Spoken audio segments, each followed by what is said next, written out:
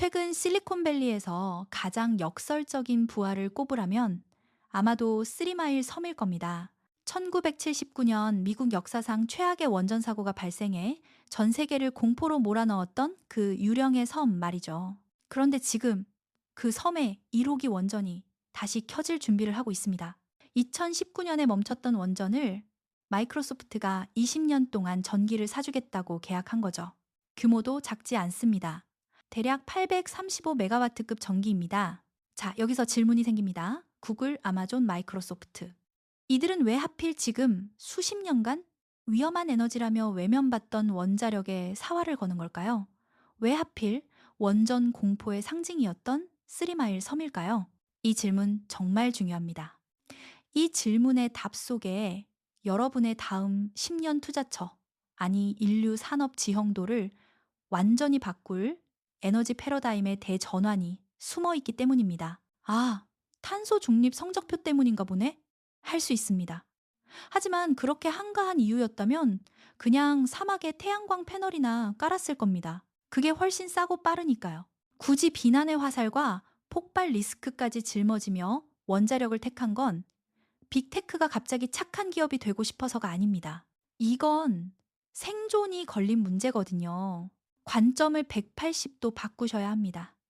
그들이 진짜 두려워하는 건 환경 규제가 아닙니다. 바로 자신들이 창조한 AI라는 굶주린 괴물의 끝없는 식욕이죠. 대체 이 괴물이 전기를 얼마나 지독하게 먹어치우길래 이 난리일까요? 지금부터 그 무시무시한 식단을 바로 공개합니다. 지금 전 세계 곳곳에 세워지고 있는 AI 데이터 센터 내부를 한번 상상해 보세요. 축구장 수십 개를 합쳐놓은 거대한 공간에 수만 개의 엔비디아 칩들이 24시간 내내 웅웅거리며 돌아가고 있습니다. 이 광경을 보고 있으면 첨단 기술의 집약체라기보다 전기를 무한대로 빨아들이는 디지털 블랙홀처럼 보일 정도죠. 첫 번째 이유는 아주 단순합니다. 이 녀석들이 정말 지독한 전력 먹는 하마이기 때문입니다. 우리가 챗GPT에게 오늘 점심 메뉴 좀 추천해줘 라고 무심코 던지는 질문 한마디가 에너지 세계에서는 전혀 다른 무게의 청구서로 날아오거든요. 비교를 좀 해볼까요? 2026년 현재 우리가 GPT-5와 나누는 대화는 예전처럼 가볍지가 않습니다. 구글 검색 한 번이 촛불 하나 켜는 정도였다면 GPT-5는 그야말로 전력계의 대식가거든요. 고작 질문 하나 던지는 게 여러분 주머니 속 최신 스마트폰을 0%에서 100%까지 두 번이나 완충할 에너지를 한 입에 털어넣는 꼴입니다. 전기차로 치면 아파트 단지 입구에서 우리 집 주차장까지 약 200m를 주행할 전기를 질문 한 번에 태워버리는 셈이죠. 국제에너지기구의 경고를 들어보면 더 기가 막힙니다. 조만간 데이터 센터가 먹어치울 전력이 1000테라와트시를 돌파한다고 해요. 이게 어느 정도냐고요? 지도 위에서 일본이라는 국가 하나가 통째로 증발했다가 오직 AI를 돌리기 위한 거대한 전기 도시로 다시 태어나는 수준입니다. 국가 하나의 전력을 AI 혼자 다 마시겠다는 거죠. 상황이 이렇다 보니 골드만삭스도 혀를 내두릅니다. 2030년까지 AI가 요구하는 전력 수요가 지금보다 무려 165%에서 175%까지 폭주할 거라고 하니까요. AI가 세상을 바꾼다는 말 뒤에는 사실 AI가 세상의 전기를 다 뺏어간다는 서늘한 진실이 숨어 있는 겁니다. 이러니 빅테크 거물들이 70년 전에 낡은 원자력 카드까지 꺼내들며 안절부절 못하는 게 당연하지 않겠어요? 두 번째 이유는 바로 1%의 깜빡임도 용납 못하는 AI의 결벽증 때문입니다. 여러분, 태양광이나 풍력 같은 재생에너지는 참 착하긴 한데 치명적인 단점이 하나 있죠. 바로 기분파라는 겁니다. 해가 지면 퇴근하고 바람이 멈추면 파업을 선언하는 간헐성이라는 녀석이죠. 태양광은 하루에 20%에서 25%, 풍력은 30%에서 40% 정도만 일하고 나머지는 쉬어버립니다. 하지만 우리의 AI 상전님은 어떻습니까?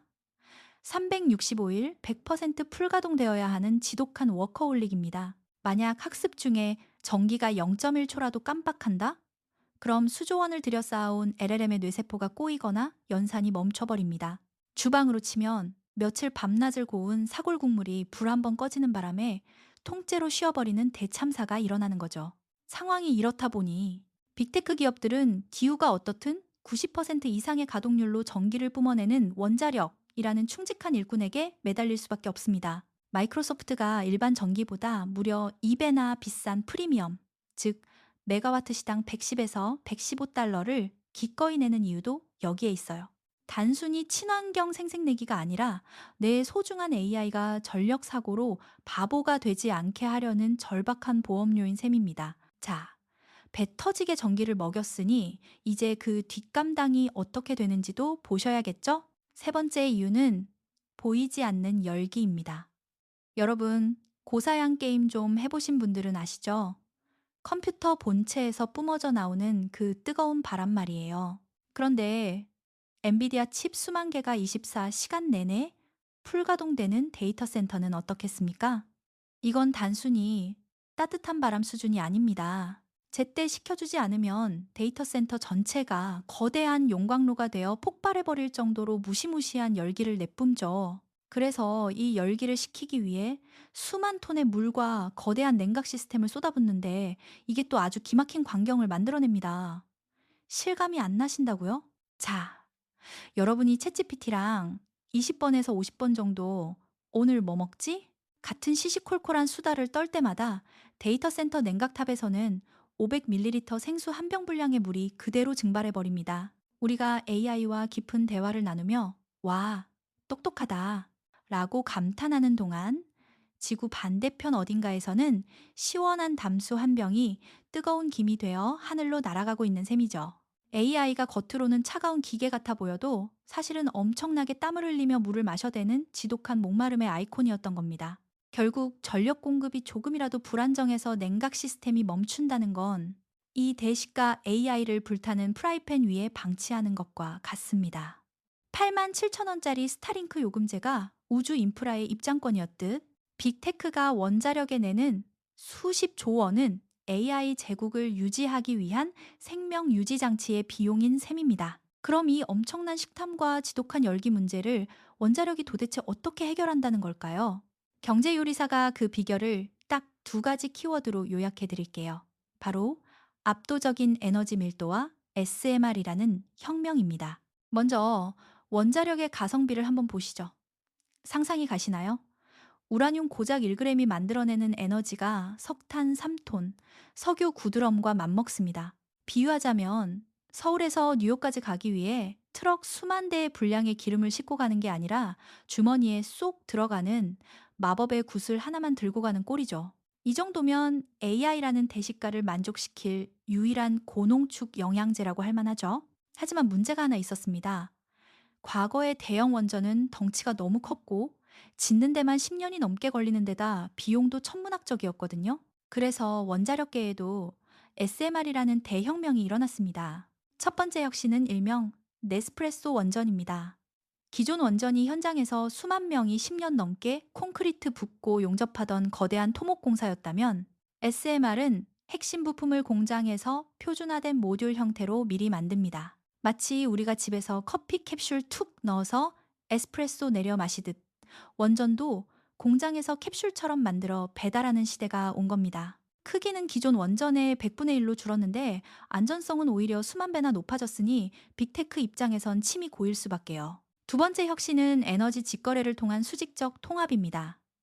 아까 제가 전기를 끌어올 고속도로, 즉, 송전망이 꽉 막혔다고 말씀드렸죠? 미국 버지니아주 같은 곳은 지금 전기를 꽂을 콘센트가 없어서 데이터 센터를 지어놓고도 몇 년씩 손가락만 빨아야 하는 상황입니다. 이때 빅테크들이 낸 묘수가 바로 코로케이션입니다. 복잡하고 막히는 공용 도로를 타느니 아예 전기 만드는 공장을 데이터 센터 바로 옆에 짓거나 아예 옆집으로 이사를 가는 것이죠. 여기서 SMR은 이 직거래의 환상적인 파트너가 됩니다. 덩치가 작으니 데이터 센터 마당에 쏙 들어가거든요. 공장에서 레고 블록처럼 조립해 가져오니 건설 기간도 확 짧아집니다. 이건 막힌 국도 대신 나만 쓸 수 있는 전용 헬기 착륙장을 내 앞마당에 순식간에 깔아버리는 것과 같습니다. 상황이 이렇다 보니 이제 빅테크들은 단순히 전기를 사서 쓰는 손님에 머물지 않습니다. 원자력 회사에 직접 투자하고 노후 원전을 아예 통째로 사들여서 자기들 데이터 센터 전용 전원으로 박아 넣으려 하고 있습니다. 자, 그런데 여기서 이런 의문이 드실 겁니다. 아니, 아무리 전기가 급해도 그렇지, 원자력을 데이터 센터 바로 옆에 둬도 정말 괜찮은 건가요? 사고라도 나면 어쩌려고요? 맞습니다. 우리가 원자력을 꺼렸던 가장 큰 이유는 결국 안전과 시간이었죠. 하지만 빌 게이츠나 샘 올트먼 같은 세상에서 가장 똑똑한 인물들이 자기 전 재산을 걸고 이 미니 원전에 베팅하는 건 단순히 덩치가 작아서가 아닙니다. 지난 70년 동안 원자력계가 도저히 풀지 못했던 두 가지 난제를 해결할 비밀 레시피가 이 작은 몸집 안에 들어있기 때문입니다. 그 첫 번째 비밀은 바로 수동 안전입니다. 여러분, 과거 후쿠시마 사고가 왜 그토록 무서웠나요? 지진과 해일로 전기가 끊기면서 원자로를 식혀줄 냉각 펌프가 멈춰버렸기 때문입니다. 하지만 SMR은 전기가 아예 끊겨도 눈 하나 깜짝하지 않습니다. 펌프 같은 기계 장치 대신 중력, 밀도차, 대류 현상 같은 자연의 법칙만으로 스스로를 식히거든요. 뜨거운 물은 위로 가고 차가운 물은 아래로 내려오는 당연한 원리를 이용한 거죠. 비유하자면 전기가 나가면 무용지물이 되는 냉장고와 달리 SMR은 전기가 끊겨도 얼음이 녹으며 주변을 알아서 식혀주는 아이스박스와 같습니다. 인간이 버튼을 누르지 않아도 자연이 알아서 불을 꺼주니 데이터 센터 바로 옆에 둬도 안심할 수 있는 겁니다. 두 번째 비밀은 공장제 모듈화입니다. 기존의 대형 원전은 거대한 댐을 짓는 것과 비슷했습니다. 수만 명의 인부가 현장에서 10년 넘게 매달려 콘크리트를 붓고 용접해야 했죠. 한마디로 현장 맞춤형 대공사였던 셈입니다. 하지만 SMR은 공장에서 캡슐을 찍어내듯 만듭니다. 원자로 본체와 핵심 부품들을 하나로 합친 일체형 모듈을 공장에서 완제품으로 만든 뒤 트럭이나 배에 실어 현장으로 배달만 끝입니다. 이걸 우리 일상에 비유하자면 이렇습니다. 현장에서 벽돌을 한 장씩 쌓아 올리며 수개월을 고생하는 빌라 건설이 기존 원전이라면 SMR은 공장에서 인테리어까지 싹 끝낸 컨테이너 박스를 가져와 툭툭 조립하는 모듈러 주택인 거죠. 건설 기간은 획기적으로 줄고 비용은 낮아지니 속도전이 생명인 빅테크들에게는 이보다 더 맛있는 메뉴가 없는 겁니다. 우리 경제 요리사가 준비한 SMR 기술의 비밀 잘 맛보셨나요? 공장에서 찍어내는 안전한 원전이라니 듣기만 해도 환상적인 메뉴죠. 그런데 여기서 진짜 흥미진진한 질문이 생깁니다. 이 마법 같은 기술을 누가 가장 먼저 완성해서 전 세계 AI 데이터 센터에 납품하게 될까? 지금 우주 공간에서 일론 머스크와 제프 베이조스가 위성 인터넷 주도권을 놓고 격돌하고 있다면 우리가 딛고선 이 땅 위에서는 인류의 다음 10년을 지배할 SMR 삼국지가 피 튀기는 전쟁을 벌이고 있습니다. 이 전쟁은 단순히 발전기 몇 대를 파는 싸움이 아닙니다. 2030년 이후 전 세계 에너지의 표준 운영 체제를 누가 선점하느냐, 즉 AI 제국의 심장을 누가 장악하느냐를 결정하는 거대한 서사시죠. 가장 먼저 깃발을 들고 일어난 이는 정통 기술력을 앞세운 뉴스케일입니다. 뉴스케일은 전 세계에서 유일하게 미국 원자력 규제위원회의 설계 인증을 획득하며 가장 안전한 원전이라는 명분을 얻었습니다. 비유하자면 국가가 공인한 정통 조리 자격증을 쥔, 즉 유비 같은 존재입니다. 하지만 현실의 벽은 높았습니다. 첫 상용화 프로젝트가 치솟는 물가와 고금리의 파도를 맞고 2023년 말 전격 취소되는 굴욕을 겪었거든요. 그러나 유비가 제갈량을 얻듯 마이크로소프트 같은 빅테크 거인들이 안정적인 전력을 찾아 다시 뉴스케일의 문을 두드리며 화려한 부활을 준비하고 있습니다. 그 뒤를 바짝 쫓는 이는 빌 게이츠가 설립한 테라파워입니다. 압도적인 자본력과 기존의 틀을 깨는 혁신 기술로 무장한 폐기의, 즉 조조 같은 세력이죠. 테라파워는 물 대신 액체 나트륨을 냉각제로 쓰는 필살기를 가졌습니다. 나트륨은 끓는 점이 무려 880도에 달해 폭발 위험이 적고 효율은 극대화됩니다. 특히 원자로에 거대한 열 배터리를 결합해 전기가 더 필요할 때 출력을 즉시 증폭시키는 유연함까지 갖췄습니다. AI 시대의 불규칙한 식욕에 딱 맞는 메뉴죠. 하지만 치명적인 약점이 있습니다. 핵심 연료인 고순도 우라늄 공급망을 숙적인 러시아가 쥐고 있어 가동 시점이 지연되는 지정학적 위기를 겪고 있습니다. 기술은 완벽한데 요리 재료가 부족한 상황인 셈입니다. 마지막으로 명분과 규제에 묶인 서방 국가들이 주춤할 때 중국과 러시아는 이미 실전에서 칼을 휘두르고 있습니다. 실리를 챙기는, 즉 손권의 오나라와 닮았죠.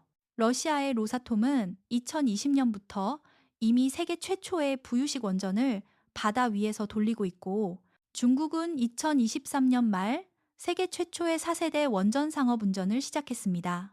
민주주의 국가들이 회의실에서 안전 규제와 씨름하는 동안 이들은 국가 주도의 막강한 밀어붙이기로 이미 에너지 실전 데이터를 싹쓸이하며 시장을 잠식하고 있습니다. 결국 이 세 세력의 싸움이 치열해질수록 빅테크 기업들의 선택은 더욱 냉정해질 것입니다. 마이크로소프트는 안정성을, 아마존은 혁신을, 그리고 어떤 국가들은 당장의 실적과 가성비를 선택하게 되겠죠. 자, 이렇게 강대국과 거대 자본이 뒤섞인 전쟁터에서 우리 대한민국은 과연 어떤 역할을 맡게 될까요? 단순히 구경꾼으로 남을까요? 아니면 이 판도를 흔들 결정적인 치트키를 내놓게 될까요? 인류의 다음 10년을 결정할 이 전쟁의 가장 중요한 조연이자 어쩌면 주연이 될지도 모르는 K 원전의 무서운 진실을 이제 확인해 보겠습니다. 이제 우리 앞마당에 들어올 이 미니 원전들이 장밋빛 미래만 비추는 황금빛 등불처럼 보이시나요? 하지만 주방 안쪽을 들여다보면 이 근사한 요리가 완성되기까지 넘어야 할 세 가지 거대한 그림자가 숨어 있습니다. 기술만으로는 도저히 풀기 어려운 이 숙제들을, 즉 지정학, 환경, 사회라는 세 가지 렌즈로 아주 쉽고 쫄깃하게 파헤쳐 보겠습니다. 첫 번째 그림자는 바로 적국이 쥔 연료통입니다. 빌 게이츠의 테라파워나 아마존 있지만 차세대 원전들은 아주 특별한 고급 휘발유가 필요합니다. 바로 하레우, 즉 고순도 전홍축 우라늄이라는 녀석이죠. 그런데 여기에 기막힌 반전이 하나 있습니다. 이 귀한 연료를 전 세계에 사실상 혼자 다 팔고 있는 사장님이 바로 러시아의 국영기업 테넥스라는 사실입니다. 우크라이나 전쟁이 터지자 이 주유소가 꽉 막혀버렸고, 결국 빌 게이츠조차 연료가 없어서 요리를 못하겠다며 가동 시점을 2년 넘게 미뤄야 했습니다. 미국이 부랴부랴 우리도 직접 공장 차리겠다고 나섰지만 연구용으로 한두 개 만드는 것과 수만 개의 원전에 공급할 상업적 물량을 찍어내는 건 차원이 다른 문제입니다. 여러분이라면 우리 동네 주유소를 적국이 꽉 쥐고 있는데 선뜻 차를 사고 싶으신가요? 두 번째 그림자는 작은 고추가 맵다 못해 더 지저분하다는 폐기물의 역설입니다. 덩치가 작으니 쓰레기도 적게 나올 것 같지만 과학자들의 말은 다릅니다. 스탠포드 대학 연구에 따르면 SMR은 대형 원전보다 전기를 똑같이 만들 때 방사성 폐기물이 최대 30배나 더 많이 나올 수 있다고 합니다. 원자로가 작아지면 내부의 중성자들이 밖으로 더 잘 새어나가 주변 구조물들을 더 심하게 오염시키기 때문이죠. 물론 업계에선 억울하다는 입장입니다. 최신 레시피를 쓰면 폐기물을 획기적으로 줄일 수 있다고 반박하죠. 특히 우리 한국이 개발 중인 혁신형 ISMR은 냉각수에 붕산을 섞지 않는 무붕산 운전이라는 비장의 소스를 준비 중입니다. 배관 부식을 줄여서 쓰레기 양을 최소화하겠다는 전략이죠. 결국 인류는 기후 재앙이라는 최악 대신 폐기물 관리라는 차악을 선택하는 셈입니다. 세 번째 그림자는 빅테크의 뻔뻔한 새치기 문제입니다. 거대 기업들이 우리는 돈 많으니까 우리 전용 원전을 지어서 우리만 쓸게 라고 선언하고 나선 상황입니다. 아마존이 원전 바로 옆에 데이터 센터를 짓고 전기를 독점하려 하자 미국 규제 당국이 안 돼, 너만 맛있는 거 다 먹으면 남은 사람들은 어떡해? 라며 제동을 걸었습니다. 빅테크가 싸고 좋은 전기를 다 가져가 버리면 낡은 전력망을 고치고 유지하는 막대한 비용은 결국 힘없는 우리 같은 일반 소비자의 전기료로 전가될 수 있거든요. 기업의 이익을 위해 우리 집 앞마당 안전 기준을 낮춰야 한다는 비판도 피하기 어렵습니다. 하지만 2026년 현재 이 프로젝트들은 멈춘 것이 아니라 훨씬 더 정교하게 추진되고 있습니다. 단순히 나만 쓸게 라는 막무가내 전략에서 통행료 제대로 낼게 라는 상생 전략으로 진화했기 때문입니다. 아마존은 이제 원전에서 직접 전기를 가져오는 대신 전력망이라는 공용도로에 전기를 먼저 쏘고 다시 사오는 우회 전략으로 정식 티켓을 끊었습니다. 마이크로소프트의 3마일 섬 재가동 프로젝트는 미국 정부로부터 10억 달러라는 거액의 대출 보증을 받으며 가동 시점을 2027년으로 앞당기고 있습니다. 정부가 직접 AI 경쟁에서 이기려면 원전이 필수다라며 보증을 선격이죠. 결국 원자력은 단순히 전기를 만드는 공장을 넘어 자율주행과 6G가 지배할 미래 산업의 통합 인프라가 될 것입니다. 땅에 묶여있던 통신이 스타링크를 통해 하늘로 확장되었듯 불안정한 재생에너지의 빈틈을 원자력이 메우며 전 세계는 24시간 중단 없는 에너지 고속도로를 갖게 될 것입니다. 하늘의 시대가 열렸을 때 땅에만 남아있을 것인가? 아니면 하늘과 땅을 모두 잇는 새로운 에너지의 주인이 될 것인가? 지금 이 순간 그 갈림길 위에 서 있는 건 원자력이 아니라 바로 우리의 안목입니다. 앞서 AI라는 대식가가 왜 원자력이라는 고농축 영양제를 찾는지, 그리고 SMR이라는 캡슐 커피형 원전이 왜 혁명인지 충분히 맛보셨을 겁니다. 그런데 여기서 가장 중요한 질문이 하나 남았습니다. 이 거대한 에너지 성찬의 주방장은 누구인가 하는 것이죠. 놀랍게도 그 정답은 바로 우리 대한민국입니다. 이 거대한 판에서 한국의 위상을 한마디로 정의하면 원자력계의 TSMC입니다. 여러분, 엔비디아가 칩을 아무리 천재적으로 설계해도 대만에 TSMC가 없으면 그건 그냥 종이 조각에 불과하죠. SMR 시장도 똑같습니다. 미국의 뉴스케일이나 아마존 있지만 엑스에너지가 아무리 멋진 설계도를 그려와도 그 복잡하고 정교한 강철솥, 실제로 오차 없이 깎아 만들 수 있는 나라는 전 세계에 몇 없습니다. 이 제조 기술의 정점에 서 있는 곳이 바로 경남 창원의 두산 에너빌리티입니다. 이미 아마존과 구글 같은 빅테크 공룡들은 자신들의 미래를 책임질 SMR의 실제 제작 파트너로 한국을 낙점했습니다. 이미 5기가와트 이상의 물량이 예약된 상태인데, 이건 단순히 공장을 빌려주는 게 아니라 전 세계 SMR의 글로벌 파운드리 역할을 우리가 선점했다는 뜻입니다. 마이크로소프트가 일반 전기보다 2배나 비싼 프리미엄, 즉 메가와트 시당 110에서 115달러를 지불하며 계약한 그 달콤한 수익이 결국 기계를 만드는 우리 한국의 공장으로 흘러들어오는 낙수 효과가 시작된 것이죠. 그런데 한국이 사랑받는 진짜 비결은 기술뿐만이 아닙니다. 바로 온타임이라는 필살기 때문이죠. 원전 건설은 공기 지연과 비용 초과가 일상인 악명 높은 분야입니다. 미국이나 프랑스의 거물들도 10년 넘게 질질 끌며 예산을 까먹을 때 우리 팀 코리아는 UAE 바라카에서 보여줬듯 제때 정해진 돈으로 솥을 걸어버립니다. 2025년 체코 원전 수주라는 쾌거도 결국 이 정확한 조리 시간을 지키는 장인의 실력을 세계가 인정한 결과입니다. 물론 우리 앞길이 꽃길만은 아닙니다. 우리 발목에는 정책적 불확실성이라는 묵직한 모래주머니가 달려 있거든요.